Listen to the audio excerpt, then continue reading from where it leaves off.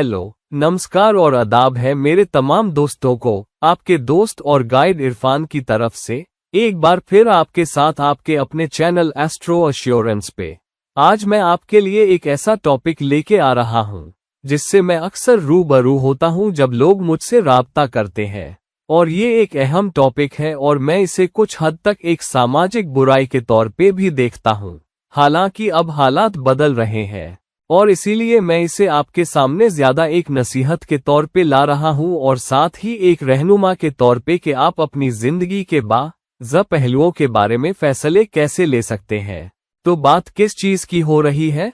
अक्सर ऐसा होता है कि मैं देखता हूँ महीनों, कभी कभार ऐसा होता है कि कोई लड़की या कोई लड़का मुझसे रब्ता करते हैं और बताते हैं कि वो किसी से मोहब्बत करते हैं और पेरेंट्स उस रिश्ते के इतराज करते हैं क्योंकि उन्होंने होरोस्कोप मैचिंग की तो देखा है कि दोनों में से किसी एक की जान को खतरा है दूसरे के होरोस्कोप की वजह से।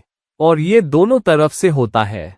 लड़की के पेरेंट्स कांटेक्ट करते हैं और कहते हैं कि हम अपनी लड़की की शादी इस लड़के से नहीं करवाना चाहते क्योंकि लड़के की कुंडली में 7वें घर में बहुत स्ट्रांग ग्रह दोष है। वो उसे सताएगा, मारेगा, पीटेगा और लड़की की जान को खतरा है घरेलू हिंसा की वजह से। और कभी कभार लड़के के पेरेंट्स राब्ता करते हैं और कहते हैं कि लड़की की कुंडली खराब है, वो मांगलिक है या जो भी हो, उसकी कुंडली में कोई स्ट्रॉन्ग ग्रह दोष है और लड़के की जान को खतरा है अगर वो इस लड़की से शादी करता है, इसलिए हम अट्रैस करते हैं। और मजे की बात यह है कि कभी कभी ऐसा होता है कि इंटरकास्ट मैरिज हो, जहां लड़की किसी और रिलीजन से हो या लड़का किसी और रिलीजन का हो, जो लोग नॉर्मली हॉरोस्कोप मैचिंग नहीं करवाते। लेकिन जैसे ही शादी होने वाली होती है, किसी ऐसे के साथ जो हॉरोस्कोप मैचिंग करवाता है, वो लोग इस बात को बहाने के तौर पे भी इस्तेमाल कर सकते हैं। और सबसे मजेदार बात तो ये देखी कि एक इंटरकास्ट मैरिज में, जहां ना लड़का किसी हिंदू फैमिली से था ना लड़की किसी हिंदू फैमिली से थी, फिर भी उन्होंने हॉरोस्कोप मैचिंग का सहारा लिया। ये बहुत रेयर चीज है जो होती है कि लड़के के पेरेंट्स ने अपने लड़के को उस लड़की से शादी करने से मना कर दिया क्योंकि हमने हॉरोस्कोप मैचिंग करवाई और उसमें लड़के की जान को खतरा बताया गया। तो मुझे ये एक तरफ तो मजाकिया लगता है, लेकिन ये बहुत अफसोस की बात भी है कि कभी कभार बिना किसी बात की तह में जाए, बिना ज्योतिष को समझे, बिना ग्रहों की स्थिति समझे और बिना ज्योतिष के मतलब को समझे, लोग इन सब चीजों का सहारा लेते हैं उन दो लोगों को अलग करने के लिए जो साथ आना चाहते हैं और एक दूसरे के साथ जिंदगी गुजारना चाहते हैं। अब कभी कभी ऐसा होता है कि बहुत ही गंभीर ग्रह दोष होते हैं और उन्हें देखा जा सकता है। अब मैं ये वीडियो ज्यादातर आपके लिए एक रहनुमा के तौर पे बना रहा हूँ ताकि आप खुद देख सकें, खास तौर पे अगर आप ऐसी सूरत हाल में हैं, अगर आप किसी लड़के या लड़की के माँ बाप हैं और अगर आप हॉरोस्कोप मैचिंग पर यकीन करते हैं और ये देखना चाहते हैं कि क्या देखना चाहिए और क्या नहीं, जरूरत से ज्यादा बड़ा चढ़ाकर देखना जब आप हॉरोस्कोप मैचिंग कर रहे हैं। दूसरा ये कि अगर आप हॉरोस्कोप मैचिंग कर रहे हैं और रिश्ते से बचना चाहते हैं। और दूसरी बात ये कि अगर आप किसी अपने की कुंडली में ऐसे ग्रह दोष देखते हैं, तो शादी के बाद भी अगर आप ऐसी ग्रह स्थिति देखते हैं तो कुछ उपाय भी किए जा सकते हैं ऐसी नौबत आने से रोकने के लिए, जहां लड़की विडो हो सकती है और लड़का भी शायद किसी को खो सकता है, विडो बन सकता है, जहां वो अपनी जीवन साथी को खो सकता है। तो टाइटल विडोहुड है, लेकिन मैं इसे दोनों के लिए इस्तेमाल कर रहा हूं, लड़की और लड़का दोनों के लिए। तो वो कौन सी ग्रह स्थितियां हैं जो कुंडली में लड़की या लड़के के विडो या विडोअर बनने के प्रबल संकेत होती है और किन बातों को लेकर आपको बेवजह परेशान या चिंतित नहीं होना चाहिए, और कौन सी ग्रह स्थितियां देखने में भले ही कठिन लगे, हालांकि उनकी वजह से कुंडली में कुछ परेशानियां हो सकती हैं, लेकिन उन्हें जरूरत से ज्यादा नहीं बढ़ाना चाहिए। तो चलिए गोता लगाते हैं, गहराई में जाते हैं कि वो स्थितियां क्या है। पहली बात तो ये कि सिर्फ 7वें घर का स्वामी अच्छी स्थिति में नहीं है, इसका मतलब ये नहीं, या फिर उस पे ग्रह दोष है, इसका मतलब ये नहीं कि जीवन साथी की जान को खतरा है। तो बहुत बार इसे एक गुण के तौर पे देखा जाता है अगर सातवां स्वामी अस्त हो गया है या फिर नीच का है या पाप ग्रहों के साथ बैठा है, तो इसे आमतौर पे एक निशानी समझा जाता है कि जीवन साथी की जान को खतरा होगा। तो सिर्फ एक स्थिति से कुछ नहीं होता। सिर्फ इसलिए कि एक स्थिति खराब है, इससे कोई बाधा नहीं आती। तो 3 या 4 चीजों का एक साथ मिलना जरूरी है, तब जाके जीवन साथी की जान को खतरा होने का इशारा मिलता है। ये हुआ नंबर 1। नंबर 2, अगर वो व्यक्ति जिसके साथ आप कुंडली मिला रहे हैं, तो अगर किसी लड़की की कुंडली में बहुत ग्रह दोष है, 7वां स्वामी मिसाल के तौर पे, लेकिन अगर लड़के की कुंडली बहुत मजबूत है, तो भी इसका मतलब ये होगा कि लड़की की कुंडली में जो प्रवृत्तियां दिख रही है, वो लड़के के लिए एक चेतावनी की तरह होंगी, जिसे वो कभी कभी शायद अनदेखा कर दे, क्योंकि उसकी अपनी कुंडली बहुत मजबूत है। वो शायद बेवजह अपनी जान को खतरे में डाल ले, उसे शायद कोई नुकसान ना हो, लेकिन जिंदगी के कुछ पड़ावों पे जान को खतरा हो सकता है। तो लड़की की कुंडली लड़के के लिए एक संकेतक हो सकती है कि समय समय पे तुम्हें बेवजह अपनी जान को खतरे में नहीं डालना चाहिए, क्योंकि तुम्हारी कुंडली बता रही है कि तुम बच जाओगे, लेकिन तुम उस परिस्थिति से गुजरोगे। तो ये ऐसे है, आपकी कुंडली बहुत मजबूत है, ठीक समय पे आप किसी एक्सीडेंट से बच जाते हैं, और कभी कभी आप इस बारे में ज्यादा नहीं सोचते। आप खुद से कहते हैं, हरी ठीक है, मैं आज बाल बच गया। लेकिन हम वापस घर जाके अपनी कुंडली नहीं देखते, हम ग्रहों की स्थिति और सब कुछ नहीं देखते। हम ऐसा नहीं करते, हम सिर्फ इसे अनदेखा कर देते हैं। हम सिग्नल क्रॉस कर देते हैं, और जैसे ही हम सिग्नल क्रॉस करते हैं, कोई सामने से तेजी से आता है, बड़ा ट्रक या कुछ और ये कभी कभी होता है और हम जिंदगी में आगे बढ़ जाते हैं। हम इसके बारे में ज्यादा नहीं सोचते, लेकिन ये लड़की की कुंडली में एक संकेत हो सकता है कि लड़के को कभी कभी जिंदगी में चुनौतियों का सामना करना पड़ सकता है और उसे थोड़ा सावधान रहना होगा। हालांकि वो बच सकता है, लेकिन शायद वो नुकसान से न बच पाए। अब ये मानकर के लड़की की कुंडली लड़के की जिंदगी में नुकसान ला रही है, इसे देखने का जो तरीका है, उसे ऐसे ज्यादा देखना चाहिए। इसे ऐसे ज्यादा देखना चाहिए कि लड़की की कुंडली उन चुनौतियों को भांपने में ज्यादा संवेदनशील है। तो ये ऐसा है जैसे हम अपनी जिंदगी में कई तरह के उपकरण इस्तेमाल करते हैं, और कभी कभी कुछ उपकरण कुछ चीजों के प्रति ज्यादा संवेदनशील होते हैं, कुछ नहीं। तो भूकंपलेखी यंत्र एक ऐसा उपकरण है जो धरती की बहुत हल्की से हल्की हलचल को भी पकड़ लेता है और ये भी बता देता है कि भूकंप कब आ सकता है, या फिर ये इलाका भूकंप प्रवण क्षेत्र है या नहीं।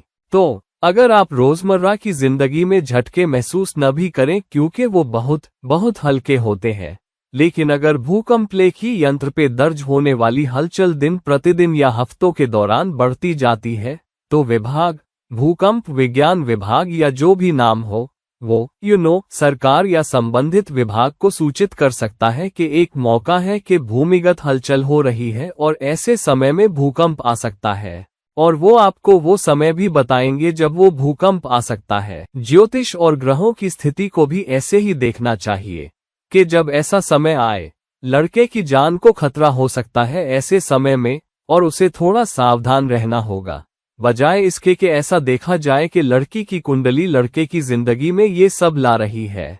ऐसा नहीं होगा क्योंकि उसके होने की संभावना, उसके प्रकट होने की संभावना बहुत कम है। ऐसा क्यों है? क्योंकि आप किसी और की कुंडली से बहुत ज्यादा प्रभावित नहीं हो सकते जब तक कि आपकी अपनी कुंडली में कहीं ना कहीं कोई कमी ना हो। अब ये कहना एक समझदारी भरी बात है कि मुझमें एक छोटी सी कमी थी, मैं क्यों उसे और बढ़ाऊं किसी ऐसे से शादी करके जो उस चुनौती को और बढ़ा सकता है। तो ये सोचना कोई बेवकूफ़ी की बात नहीं है, लेकिन अगर आपको लगता है कि रिश्ता हर तरह से अच्छा हो सकता है और सिर्फ हॉरोस्कोप मैचिंग की वजह से आप उससे बच रहे हैं क्योंकि आप जान को गंभीर खतरे के संकेत देख रहे हैं, तो ये ठीक बात नहीं है। तो ये हुआ एक बात। दूसरी बात है, लड़की की कुंडली में पहले लड़की की बात कर लेते हैं और फिर लड़के की बात करेंगे। अगर लड़की की कुंडली में कई सारे ग्रह दोष हैं, तभी जाके इसे लड़के की जान के लिए गंभीर खतरा माना जा सकता है। लेकिन इस बात की कोई गारंटी नहीं है कि लड़का वाकई मर जाएगा। अब ऐसी कौन सी ग्रह स्थितियां हैं जहां लड़के की जान को गंभीर खतरा हो, और ये ज्यादा। मैं आपको ये बता नहीं रहा हूं कि लड़का मर जाएगा, बल्कि मैं आपको ये ज्यादा एक रहनुमा के तौर पे बता रहा हूं ताकि आप शायद कुछ कर सके। मिसाल के तौर पे लड़की की कुंडली में 7वां घर, ये हुआ एक स्थिति। दूसरा, इसके साथ साथ 7वें घर का स्वामी अस्त हो या नीच का हो और उस पे 1 या 2 पाप ग्रह हो, ये एक अतिरिक्त संकेत है जो संभावना को बढ़ाता है। केवल रिश्ते के लिए चुनौतियों की संभावना को बढ़ाता है, अभी सिर्फ लड़के की जान के लिए नहीं। तीसरा, अगर 6ठा घर भी बहुत ग्रह दोष वाला हो तो रिश्ते के लिए बहुत ज्यादा संभावना है। दोनों में से किसी का ग्रह अस्त हो या नीच का हो, पाप ग्रहों के साथ हो, और 6ठा घर बहुत ज्यादा ग्रह दोष वाला हो, बहुत ज्यादा संभावना है कि रिश्ता टूट सकता है। लेकिन शारीरिक नुकसान सिर्फ तभी देखा जा सकता है जब 7वां घर अस्त हो, या तो 12वें घर में पाप ग्रहों के साथ हो, या फिर 3 से ज्यादा पाप ग्रह हो जो या तो 7वें घर पे दृष्टि डाल रहे हो या फिर 7वें स्वामी के साथ बैठे हो, और इसके साथ साथ 6ठा घर ग्रह दोष वाला हो। चलिए मैं आपको एक टिपिकल एग्जाम्पल देता हूँ। मान लीजिए ये कुंडली है किसी ऐसे शख्स की जिसका 7वां स्वामी 6ठे घर में है। एक्वेरियस लग्न लेते हैं। एक्वेरियस लग्न है, 7वां घर सिंह राशि का है और वहां सूर्य है, और वो सूर्य 6ठे घर में कर्क राशि में बैठ गया। अब सूर्य कर्क राशि में कमजोर नहीं है बाय द वे, लेकिन अगर 7वां स्वामी 6ठे घर में चला जाता है जो खुद अपने से 12वां है, तो ये शादी में, मिलन में एक मजबूत और गंभीर चुनौती दिखाता है। लेकिन अगर उस पे किसी पाप ग्रह की दृष्टि पड़े या ग्रह दोष हो, वो भी 12वें घर से। अब 12वां घर क्या है? 12वां घर घाटे और बर्बादी का घर है, त्याग का, यहाँ तक के मोक्ष का, जीवन के खत्म होने का, और ये अस्पतालों का घर भी है, एकांत का। तो अगर 12वें घर से कोई ग्रह सूर्य पे दृष्टि डाल रहा है, जो या तो शनि हो सकता है या मंगल हो सकता है, जो सूर्य पे दृष्टि डाल रहा है, तो एक चुनौती है कि व्यक्ति की जान को खतरा हो सकता है। हालांकि ये संभावना और बढ़ जाएगी अगर सूर्य के साथ और भी पाप ग्रह हो। मिसाल के तौर पे अगर केतु 7वें घर में बैठा है या फिर कोई और पाप ग्रह जैसे मंगल 6ठे घर में हो, जब शनि 12वें घर से 6ठे घर पे दृष्टि डाल रहा हो, तो इस बात की बहुत संभावना है कि जीवन साथी की जान को बहुत बड़ा खतरा हो सकता है। तो बस स्पष्ट करने के लिए कि हम किन ग्रह स्थितियों की बात कर रहे हैं। एक्वेरियस लग्न, शनि 12वें घर में मकर राशि में, सूर्य पे 6ठे घर से दृष्टि। सूर्य 7वें घर का स्वामी है। सूर्य मंगल के साथ भी बैठा है जो नीच का है। और फिर तो सूर्य और मंगल साथ में होने से पता चलता है कि अचानक कोई आघात लग सकता है, बहुत बड़ा आघात, शायद कोई एक्सीडेंट या कोई गंभीर बीमारी जो वाकई, जिसके परिणामस्वरूप अस्पताल में भर्ती होना पड़े, जिसके बाद जान को खतरा हो सकता है, जान के लिए बहुत बड़ा खतरा। तो जितने ज्यादा ग्रह दोष होंगे, जान को उतना ही बड़ा खतरा होगा। लेकिन अगर कोई शुभ ग्रह इसमें शामिल हो जाए, 7वें घर पे दृष्टि डाले या सूर्य पे 7वें घर में दृष्टि डाले, तो वो काफी हद तक ग्रह दोष को कम कर देगा।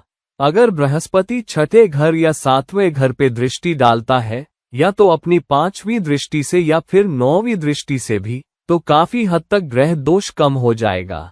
ये हुई एक स्थिति। दूसरी स्थिति ये है अगर केतु 7वें स्वामी के साथ 4थे घर में बैठ जाए।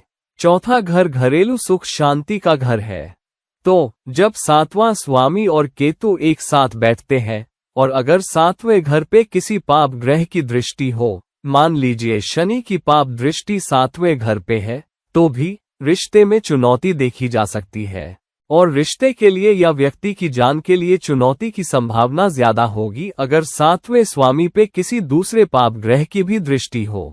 तो मिसाल के तौर पे अगर मंगल लग्न में बैठा है और 4थे घर पे दृष्टि डाल रहा है, जहां 7वां स्वामी केतु के साथ बैठा है, तो इस बात की बहुत संभावना है कि व्यक्ति की जान भी खतरे में पड़ सकती है।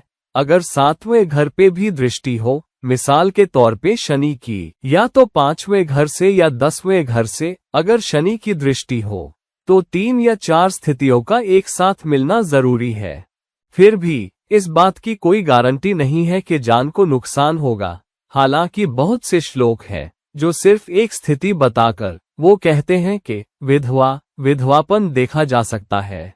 मैं आपको कभी कभी 3-4 श्लोक भी दूंगा जिनका दुरुपयोग ये दिखाने के लिए किया जाता है कि व्यक्ति के जीवन साथी की जान को खतरा हो सकता है। वराहमिहिर ने इनफैक्ट शादी और विधवापन के बारे में पूरी ग्रह स्थितियां लिखी है।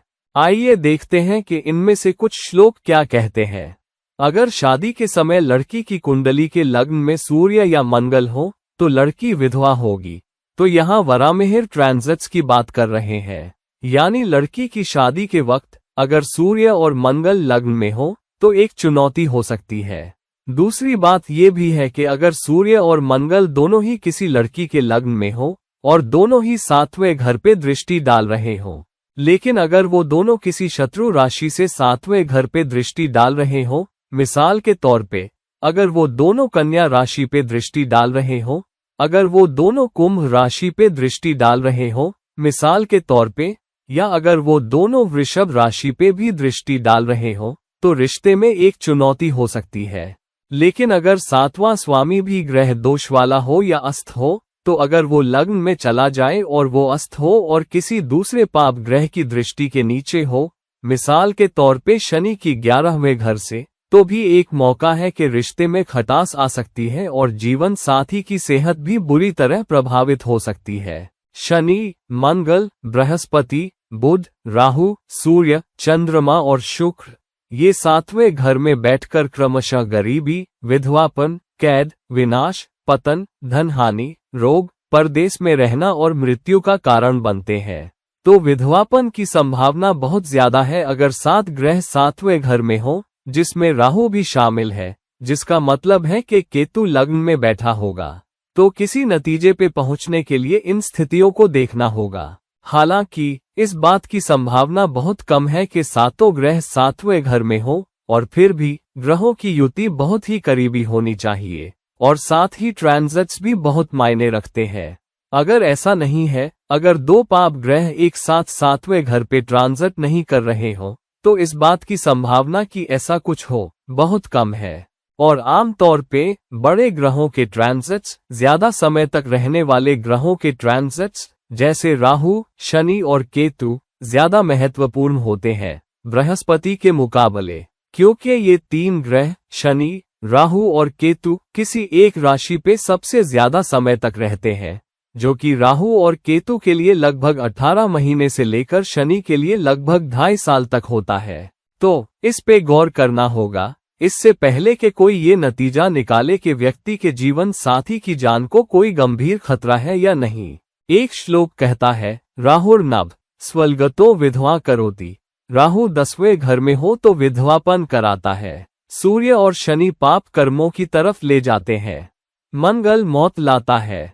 चंद्रमा उसे क्रोधी और अस्थिर चित्त वाली और कमजोर बनाता है। बाकी बुध, बृहस्पति, शुक्र उसे धनवान और पति की प्यारी बनाते हैं। तो अगर राहु 10वें घर में हो जबकि 2 या 3 पाप ग्रह 7वें घर में हो, तो चुनौती और बढ़ जाती है। राहु 10वें घर में क्यों? अगर राहु 10वें घर में है तो केतु 4थे घर में होगा। तो केतु का 4थे घर में बैठना घरेलू सुख शांति को कम करता है और मानसिक शांति को।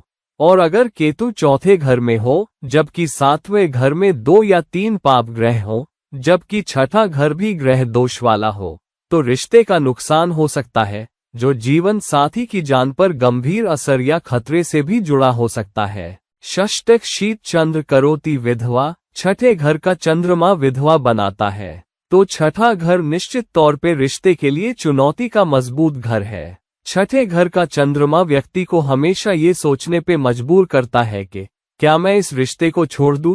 ये बहुत ज्यादा है, मेरे लिए, और मैं इसे संभाल नहीं पा रही हूँ। ये खास तौर पे तब होता है जब चंद्रमा किसी शत्रु राशि में हो या खुद अपने लिए किसी चुनौतीपूर्ण राशि में हो। मिसाल के तौर पे चंद्रमा का मकर या कुंभ में होना, या फिर कन्या या वृश्चिक में। ये व्यक्ति के लिए एक कठिन स्थिति है। खास तौर पे मिथुन राशि के व्यक्ति के लिए जब चंद्रमा 6ठे घर में जाता है चंद्रमा परिवार और पारिवारिक जीवन के दूसरे घर का स्वामी होता है और चंद्रमा वृश्चिक राशि में छठे घर में चला जाता है।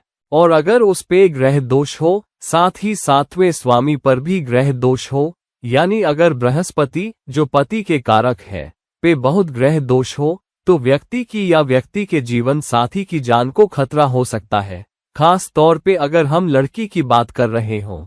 फल दीपिका कहती है, अगर मंगल सातवें घर में हो तो उसके विधवा होने की संभावना है। अगर सातवें घर में शुभ और अशुभ दोनों तरह के ग्रह हो तो उसके दोबारा शादी करने की संभावना है। अगर किसी स्त्री की कुंडली में आठवें घर में अशुभ ग्रह हो तो उसका पति अल्पायु होता है। लेकिन अगर लग्न से दूसरे घर में अशुभ ग्रह हो तो वो पहले मरेगी, यानी उसका पति उससे ज्यादा जीता है।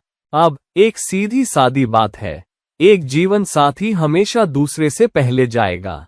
तो ये सवाल नहीं है कि पहले कौन जाता है, ये सवाल है कि बहुत जल्दी कौन जाता है। और अब ये देखने की एक सीधी सादी बात है कि क्या जीवन साथी जल्दी जाएगा या नहीं। जीवन साथी हमेशा जाएगा। आप पहले जाओगे तो जीवन साथी पहले जाएगा।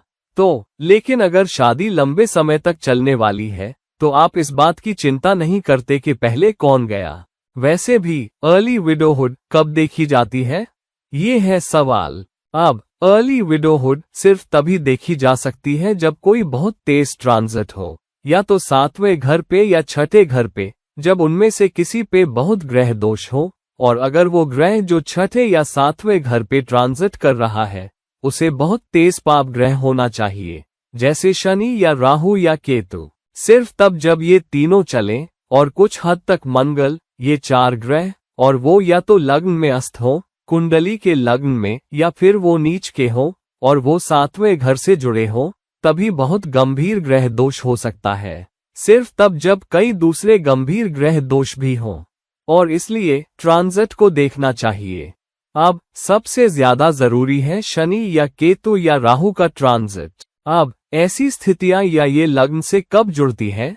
मिसाल के तौर पे अगर किसी व्यक्ति के जन्म के वक्त शनि और केतु सातवें घर में बैठे हों तो शनि का एक पूरा चक्कर लगभग 28.5 साल में एक बार लगता है, मोटे तौर पर 28.5 साल से 30 साल के बीच। तो सिर्फ तब अगर लड़की की शादी 25वें 26वें साल में होने वाली हो और आपको पता है कि शनि का ट्रांजिट उसी जगह सातवें घर पे आने वाला है, 28 साल बाद वापस सातवें घर पे, तो आप कह सकते हैं कि कुछ ही सालों में वो ट्रांजिट होने वाला है। और अगर छठे घर में भी बहुत गंभीर ग्रह दोष हो, साथ ही सातवें घर में भी पाप ग्रह शामिल हो, क्योंकि केतु भी वहां है, तभी जान को खतरा होता है। तब आप हमेशा कह सकते हैं कि शादी को कुछ साल टाल दो और उस वक्त को गुजर जाने दो ताकि ग्रह दोष कम हो जाए, क्योंकि वो टल गया। तो अगर वो एक चरण टल गया और शादी के बारे में सोचते वक्त कुछ नहीं हुआ तो शादी हो सकती है, क्योंकि शनि का दूसरा चक्कर 28.5 साल बाद 29 साल बाद आएगा। तो आपको ऐसे मामले में ज्यादा चिंता नहीं करनी चाहिए। अगर केतु का ट्रांजिट हो, केतु का ट्रांजिट 18 साल में एक बार होता है, तो ये अभी भी एक लंबा समय है। तो किसी को इसकी बहुत ज्यादा चिंता नहीं करनी चाहिए और कई तरह के व्यवहारिक और सावधानियां बरती जा सकती हैं उस खास अवधि के दौरान, ये ध्यान में रखते हुए कि वो चरण कठिन होने वाला है। तो इसका सबसे अच्छा उपाय ये है कि जिस ग्रह पे ग्रह दोष है उसके नाम पे बहुत दान पुण्य करें और उस रिश्ते की मदद करें जो उस ग्रह से जुड़ा है। तो मिसाल के तौर पे अगर शनि पे बहुत ग्रह दोष है तो वृद्धाश्रमों में दान करना, उन लोगों की देखभाल करना जो बूढ़े हैं और अपनी देखभाल नहीं कर सकते, साथ ही गरीबों और बेसहारा लोगों को खाना खिलाना बहुत हद तक ग्रह दोष को कम करने में मदद करता है और वो बुरा वक्त या बुरा चरण टल सकता है। लड़के की कुंडली में अगर शुक्र पे बहुत ग्रह दोष हो, साथ ही सातवां घर भी ग्रह दोष वाला हो और छठे घर में 2 या 3 पाप ग्रह हो, तो लड़की की जान को खतरा हो सकता है, क्योंकि लड़के के लिए शुक्र एक आदमी के लिए उसकी जिंदगी की औरत है, साथ ही सातवां स्वामी भी अस्त हो या नीच का हो और 2 या 3 पाप ग्रह हो। और फिर ट्रांजिट देखें, छठे घर या सातवें घर पे कौन से ट्रांजिट्स हो रहे हैं जो मिलन में या लड़की की जान में भी चुनौती ला सकते हैं। अगर शादी के कुछ महीनों या कुछ सालों के भीतर ही वो ट्रांजिट हो रहा हो। लेकिन आमतौर पे ऐसा संयोग हमेशा नहीं बनता कि ग्रह स्थिति भी हो और उसी वक्त ट्रांजिट भी हो। केतु का ट्रांजिट 18 साल में एक बार होता है। तो अगर किसी का जन्म शनि और केतु के साथ हुआ है तो लड़की की शादी 18वें साल में नहीं होगी, लड़के की शादी निश्चित तौर पे 18वें साल में नहीं होगी। तो ये समझना आसान है। अगर लड़के के लिए शनि का ट्रांजिट छठे या सातवें घर पे हो रहा हो, जहां शुक्र पे बहुत ग्रह दोष हो, तो ये 28 साल में एक बार होता है। तो शुक्र के लिए कई तरह के उपाय किए जा सकते हैं। उपाय सातवें स्वामी के बारे में भी किए जा सकते हैं, चाहे वो किसी भी ग्रह से संबंधित हो। मान लीजिए चंद्रमा सातवां स्वामी है, जो मकर लग्न वाले व्यक्ति के लिए होता है, तो गरीब लोगों की देखभाल करना, उनकी मदद करना, माँ की सेवा करना, माँ की सेवा में रहना, उनका आशीर्वाद लेना ग्रह दोष को कम कर सकता है। अगर सूर्य सातवां स्वामी है तो ये सुनिश्चित करना कि आपके पिता आपसे खुश हैं, आप पिता की सेवा कर रहे हैं, काफी हद तक ग्रह दोष कम कर देगा। अगर बृहस्पति सातवां स्वामी है, जो मिथुन लग्न वाले या कन्या लग्न वाले व्यक्ति के लिए होता है, जहां बृहस्पति सातवां स्वामी बन जाता है, मैं लड़के की बात कर रहा हूं, तो अपने गुरुओं का सम्मान करना, किसी शैक्षणिक संस्थान को दान देना, किसी बच्चे की पढ़ाई का खर्च उठाना, किसी शैक्षणिक संस्थान को किताबें देना, किसी आध्यात्मिक संस्थान को दान देना हमेशा ग्रह दोष को कम करने में मदद कर सकता है। तो दोस्तों, कई तरह की ग्रह स्थितियों को देखें। छठे और सातवें घर के कई सारे ग्रह दोष मिलकर ही जीवन साथी की जान के लिए चुनौतियां पैदा कर सकते हैं, ना कि सिर्फ एक स्थिति देखकर। बहुत मत सोचिए, बहुत एनालिसिस मत कीजिए, बहुत चिंतित मत होइए और बेवजह अपनी जिंदगी में चुनौतियां मत पैदा कीजिए। क्योंकि अगर आपके बेटे की कुंडली या आपकी बेटी की कुंडली या जिनसे वो शादी करना चाहते हैं, उनकी कुंडली में ऐसी ग्रह स्थितियां दिखती हैं, तो आमतौर पे ऐसी ग्रह स्थितियां कुछ समय के लिए चुनौतियां ला सकती हैं। और अगर आप उस दौरान सावधान रहें तो उनसे बचा जा सकता है। और जीवन शैली में बदलाव, जहां आप ज्यादा सावधान रहें। अगर आप गाड़ी चला रहे हो, खास तौर पे अगर आपके सातवें घर में मंगल हो, तो बहुत मदद मिल सकती है। आप अपने रिश्ते में सावधानी बरतें। आप रिश्ते से जुड़ी चीजों के नाम पे दान पुण्य करते रहें, जैसा कि सातवें घर के स्वामी द्वारा बताया गया हो। अगर उस पे ग्रह दोष हो, और गरीबों की सेवा करना, दूसरों की सेवा करना, अच्छे कामों के लिए दान देना ग्रह दोष को कम कर सकता है। तो दोस्तों, अपनी कुंडली देखिए और अगर आप में ऐसी ग्रह स्थिति है तो ज्यादा सावधान रहिए और दान पुण्य कीजिए उस कारण से जो सातवें स्वामी के ग्रह दोषों से जुड़ा है। और बृहस्पति के लिए, अगर आप लड़की हैं या अगर आप लड़के हैं, तो शुक्र के लिए दान पुण्य करें और ये ग्रह दोषों को काफी हद तक कम कर देगा और बेवजह की चुनौतियों से बचाएगा, भले ही वो जान के लिए कोई गंभीर खतरा ही क्यों ना हो। प्लीज इस वीडियो को लाइक करें, प्लीज इस वीडियो को शेयर करें। अगर आप मुझसे व्यक्तिगत सलाह लेना चाहते हैं तो प्लीज मुझसे रब्ता करें, लिंक्स नीचे दिए गए हैं। और फिर कभी किसी और वीडियो के साथ ये रहे आपके दोस्त और गाइड इरफान। खुदा हाफिज, नमस्कार।